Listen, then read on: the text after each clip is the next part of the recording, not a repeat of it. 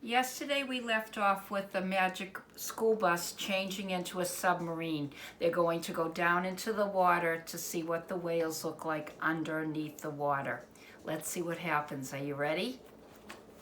Chapter 4.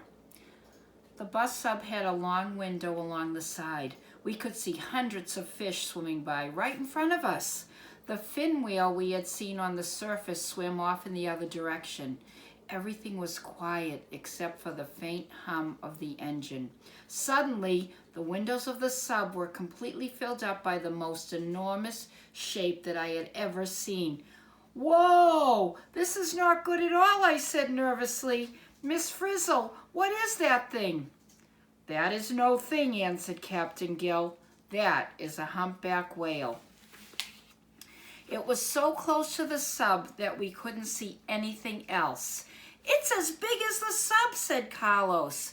"According to my research, they can weigh up to 30 tons, said Dorothy Ann. "Look at those flippers," said Ralphie. "They're even longer than a car." As the sub made a turn around the humpback, we could see the bottom of its tail. Now we're going to learn some facts about the humpback by Tim and by Ralphie. Happy Humpbacks by Tim.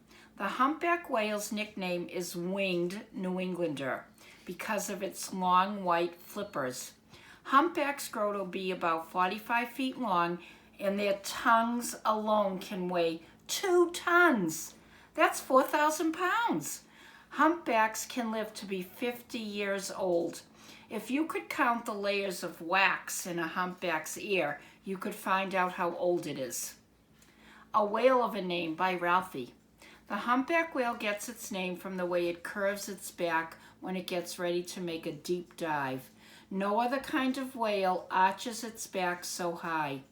Also, the fatty pad of skin on the whale's back adds to its humpback look. "See those markings, mateys?" the captain asked. "Every humpback has a different black and white pattern. It's like a name tag or a fingerprint. You can tell one individual from another by its tail markings." "Let's name this one," Phoebe exclaimed. "The markings look something like a flower to me. I think a good name for this whale would be Dandelion." The Tail of a Whale by Phoebe.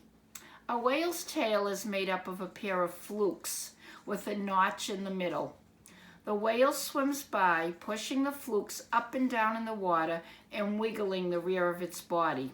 It uses its flippers to steer, and the dorsal fin on its back helps the whale stay right side up. Each kind of whale has a different shaped flippers, flukes, and fins. A few kinds of whales don't even have a dorsal fin.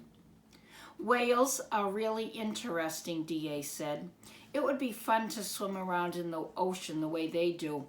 Miss Frizzle got a twinkle in her eye again. "I have just what you need to dive right in," she said.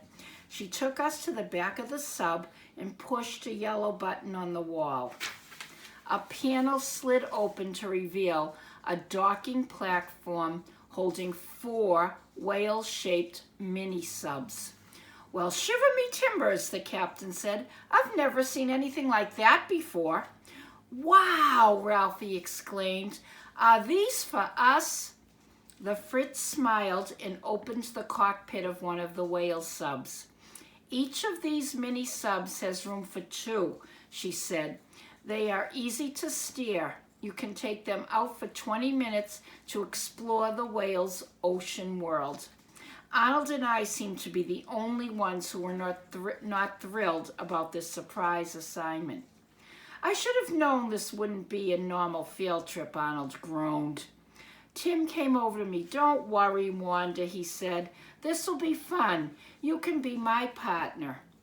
And I will be in constant radio contact with you all," Miss Frizzle said.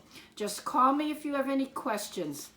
Carlos pulled Arnold down beside him into Whale 1.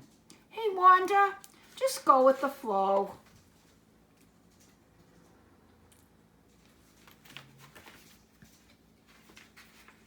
Keisha and Ralphie climbed into whale 2.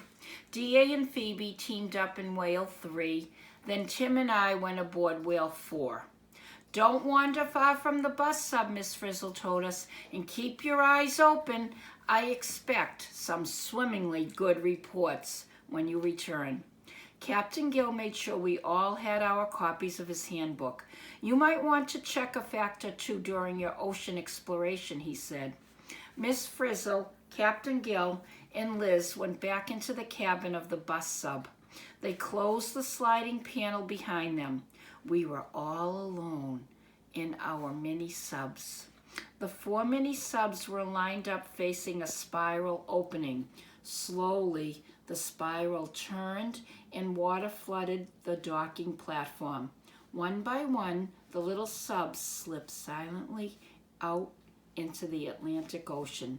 The ocean seems like another world. Tomorrow, Chapter 5. Let's see what happens to those mini subs. There's going to be a problem. See you tomorrow. Bye.